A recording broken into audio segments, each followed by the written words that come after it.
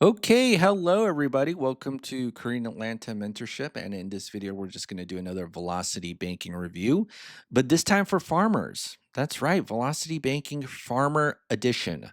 So this was inspired by a comment by Jason Heidemann 7432. Shout outs to you.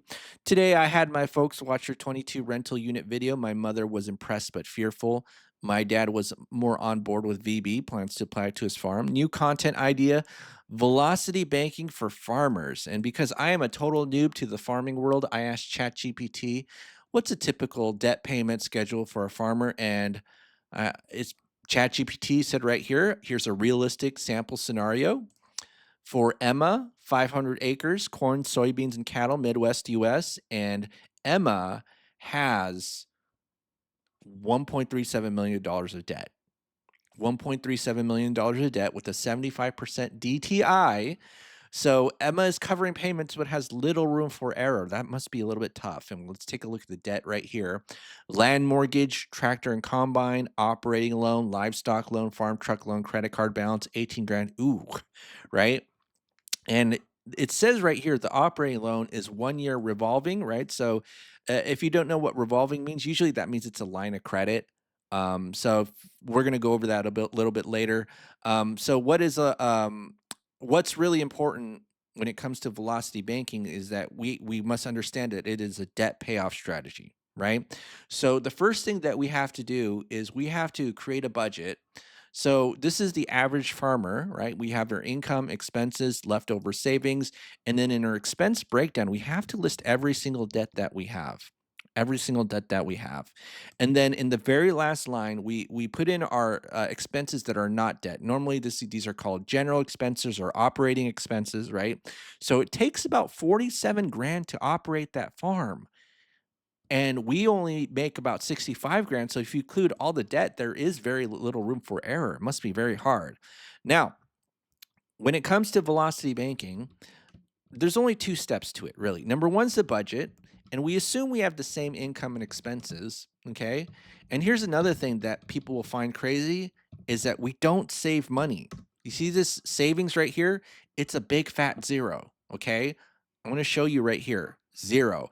And this is scary for a lot of people. So if you take a look at my checking account right here, checking account, whether it's 20 grand or 60 grand if you own a farm, right? 65 grand, that's 790,000 annual income. That's what ChatGPT says this farmer makes. And let me scroll down here. Scroll down here. Yeah, 220 net farm income. And then, yeah, gross income is about 790,000. So 790,000 divided by 12 is going to be a 65 grand a month. So think about it. 65 grand a month, money comes in and you just put it into debt. Scary for a lot of people, but we're going to use a line of credit to help us do that. So, what's a line of credit? All it is a financial tool where you could borrow money, pay it back, and then use it over and over again, right? And if you take a look here at the debt, you see the word revolving. So revolving just means you can use it over and over again, right? So let me take a look here. Revolving. Sometimes they say loans are lines of credit because anything that is debt is, I think, is technically a loan, right? So what does this mean? Well, if you pay back, put money in the $150,000 line of credit, and the balance goes down, you can use it over and over again. That's what the revolving nature of a line of credit is. And we're going to use that as our main operating account. So I have this right here. We'll say it's a $175,000 limit and a $150,000 balance. Okay.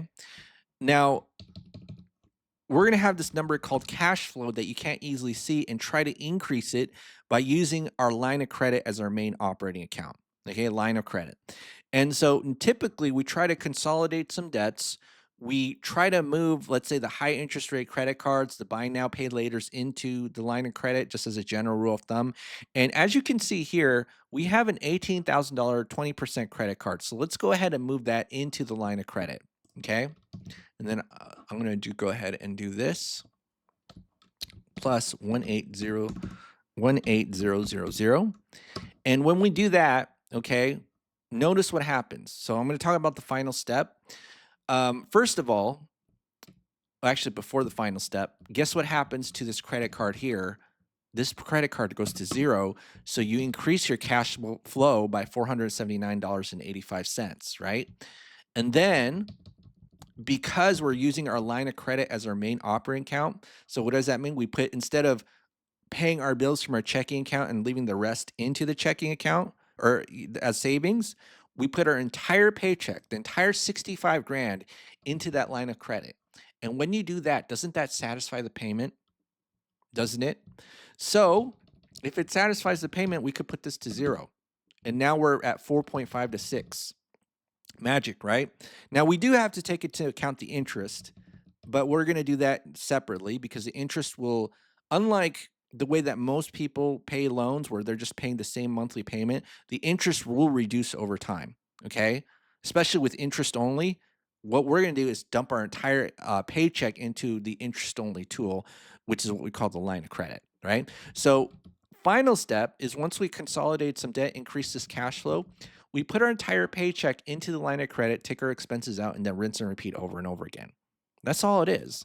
So I'm going to do this, take the previous month's balance, previous month's interest, subtract our cash flow, right? Because that's how we get the next balance. Put the entire paycheck in, expenses out, and then we need to calculate the average daily balance times 0.08 and then divide by 12, right? And then I'm going to go ahead and do that.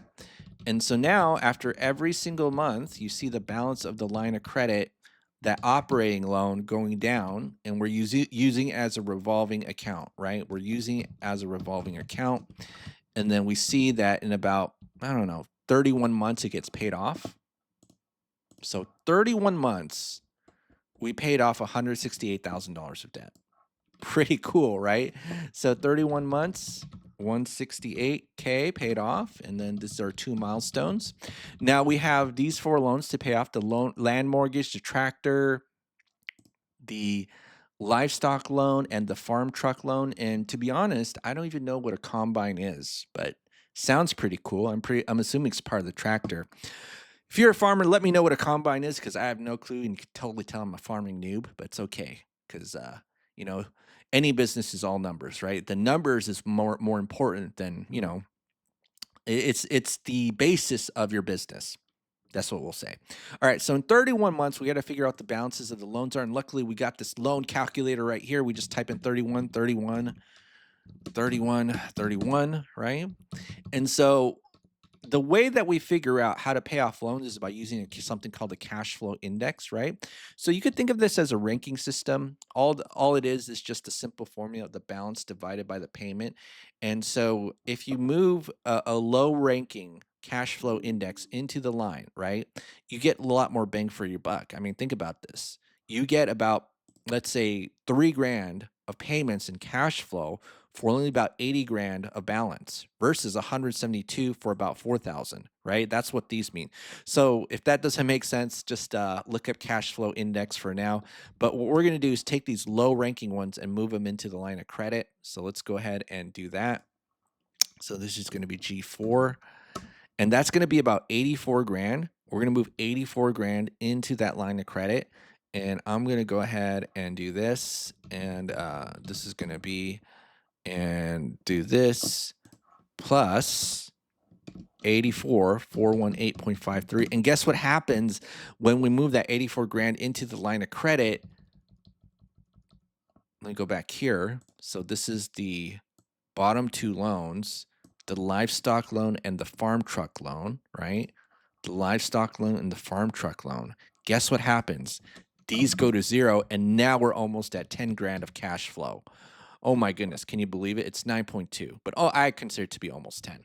All right, so now let's go ahead and do that and consolidate those debts and move all of our money into paying off the debt, right? So let's go ahead and do Control V. And this is going to now be 9221.41. And then same thing, money in, paycheck in, expenses out. And look how little interest we're paying, right? Only about, a couple hundred a month. And it just gets easier and easier and easier with each loan paid off. So for 41 months, okay, then let's just go here. So 41 months, and this is going to be 168 plus, what else is there? What do we, how much do we have? 160, right? These two are 160, and the 160, so that's about 328K. Sweet. 328K. And then, all right, and then now we gotta take care of these two. So this is going to be 41 months. So this is going to be 0, 0, right? And then this is going to be 41, 41. And then we take the lowest cash flow index. So I'll do this with the 144, move it into that line of credit. Okay, so let's just do this right here. We're going to move 144,000 into that line of credit. So this is going to be plus 144, 195.84. And then what did we move? We moved the tractor and combine. And I'm going to do this. So we take a look here. We get an extra 3,800 in cash flow. Oh my goodness. All right. How do we go from 4 grand to 13 grand? That's amazing. All right. So let's go ahead and update our cash flow from 9 to 13, right? So let's go ahead and do that. So this is going to be 13055.98. And then now let's go ahead and do it. All right. So control paste, and then we see in about 53 months, it's all paid off. It's all paid off. Okay. So now this is going to be 53 months. And then how much was that? That's an extra 250,000, right? So 328 plus 250, that's about 578K, 578K. All right, so now the last one is the mortgage. So the mortgage at 53 months, what is it? So this is 0, and then this is 53, 732,000. Okay, 732,000 is the current balance. And here's the thing that we got to know about 30-year, 25-year mortgages, anything that's like a very long-term loan. The interest rate does matter. So if there's a difference between the interest rate and the line of credit, the bigger the difference, the interest rate, and the longer the term, you got to be a little bit careful because you might be overpaying by moving that loan into a line of credit. And so the safest way to pay off the loan is using something called chunking. So if you don't know what chunking is, it's just moving a piece of the loan into the line and then doing it over and over again. So let's say we take maybe, I don't know, a $70,000 chunk from the loan into the line, right? So I'm just going to add $70,000 here, 17000, and then we move it into a line. How long does it take to pay off that 70 grand? 1, 2, 3, 4, 5 months, 5 or 6, right? And then you just rinse and repeat over and over again. Okay. And so that's really what chunking is versus moving the whole loan into the line, which is what we did with the other scenarios. Now, let's go ahead so that we can know easily without doing the math, because the math can get a little bit complicated, is we have this velocity banking calculator right here that will show us the debt payoff with the, big, huge land mortgage. So this is 800,000 is the original balance. And what's the current balance right now?